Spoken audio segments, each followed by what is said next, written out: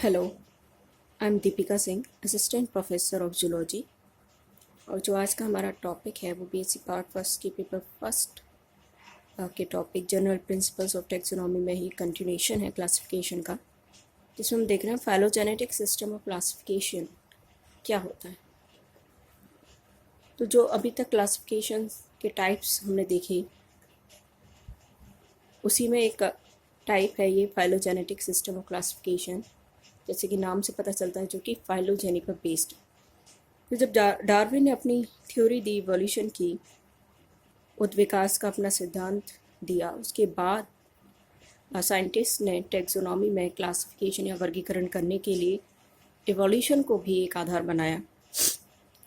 उसके बेसिस पे जो नया क्लासिफिकेशन सिस्टम है वो फाइलोजेनेटिक सिस्टम ऑफ क्लासिफिकेशन कहलाता है, जो कि फाइलोजेनी पे आधारित है, जिसमें हम एक जाति के उसके विकास का, उसके उद्विकास का अध्ययन करते हैं, यानी जाति वृत्त का अध्ययन करते हैं, और उसके आधार पर फिर प्राणियों को क्लासिफाई करते हैं, वर्गीकृत करते हैं।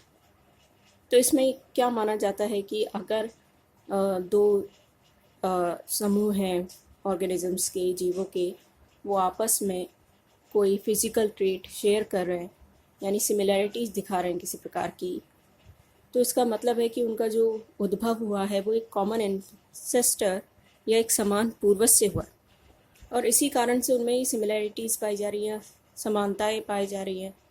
तो इसलिए हम उन सभी ग्रुप्स को एक साथ रखेंगे, क्योंकि उनका जो एंसेस्टर है, पूर्वज जो है, वो समान है। तो यहाँ पे बेसिस क्या है क्लासिफिकेशन का? एक समान पूर्वज का होना। तो अगर दो ग्रुप्स का पूर्वज समान है, यानी वो एक ही पूर्वज से उनका उद्भव हुआ है, तो वो एक ग्रुप में रखे जाएंगे। जबकि अगर दूसरा ग्रुप है, उसका एंसेस्टर अलग है, तो वो दूसरा समूह बनाएगा।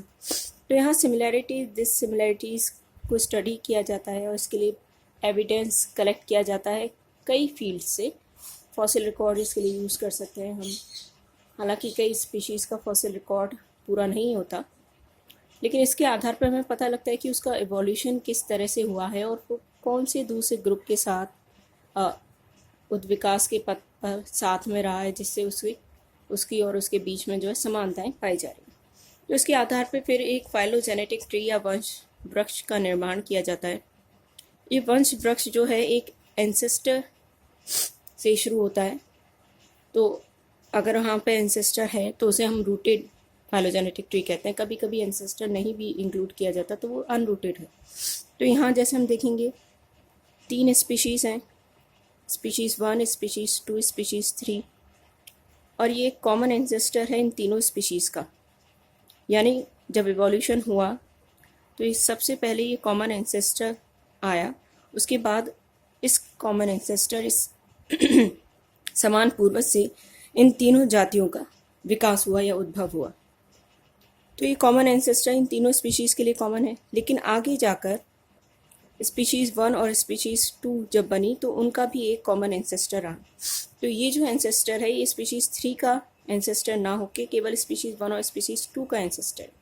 तो हम ये कह सकते हैं कि स्पीशीज़ 1 और स्पीशीज़ 2, क्योंकि वो उनका जो उद्भव है या विकास अभी मोर रिसेंटली हुआ है, ये एक more recent common ancestor share कर रही हैं, तो आपस में ज़्यादा सिमिलरिटीज़ रखती हैं, बजाय स्पीशीज़ 2 स्पीशीज़ 3 के, या स्पीशीज़ 1 स्पीशीज़ 3 के साथ जितनी समानता रखती है, उसके कंपैरिजन में स्पीशीज़ 1 और स्पीशीज़ 2 जो है वो आपस में ज़्यादा समान है, क्योंकि वो एक more recent common ancestor share कर रही हैं। यानी वो सिर्फ अभी पास्ट में जो है उनको विलग हुए ज़्यादा समय नहीं बीता है, जबकि स्पीशीज़ 3 से वो काफ़ी पहले ही विलग हो चुकी।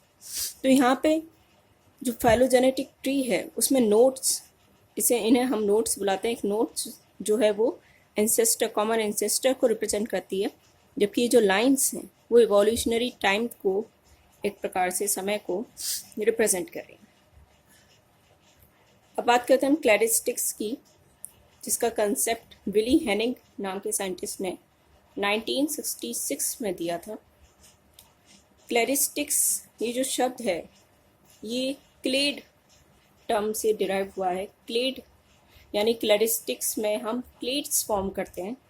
और ये क्लेड क्या होते हैं? क्लेड एक समूह है ऑर्गेनिजम्स का, जिसमें एक एंसेस्टर यानी एक पूर्वज और उससे जितने भी ग्रुप्स या समूह उद्भव हुए, उनका ओरिजिन हुआ है, वो सभी उसमें इंक्लूडेड होते हैं। यानी एक एंसेस्टर और उसके सभी डेसेंडेंट्स जो उससे ओरिजिन हुए हैं, जिन वो सभी इसमें इंक्लूडेड होते हैं, तो वो एक क्लेड कहलाता है। तो यहाँ पे हम ऑर्गेनिजम्स को क्लेड्स में वर्गीकृत कर रहे हैं।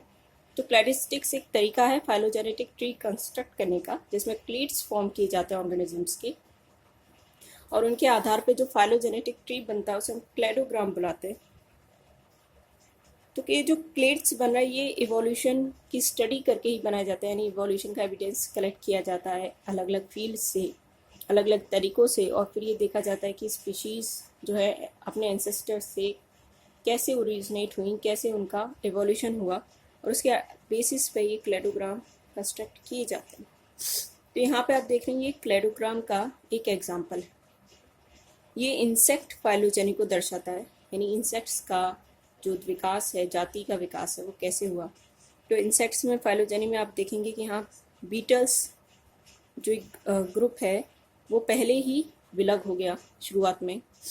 उसके बाद वेस्प, बीज और एंट्स, इन तीनों का ग्रुप जो है वो विलग हुआ, और फिर अगला ग्रुप जो है वो दो का इंसेक्ट्स का है, बटरफ्लाइज और मॉथ्स, और एक तरफ फ्लाइज।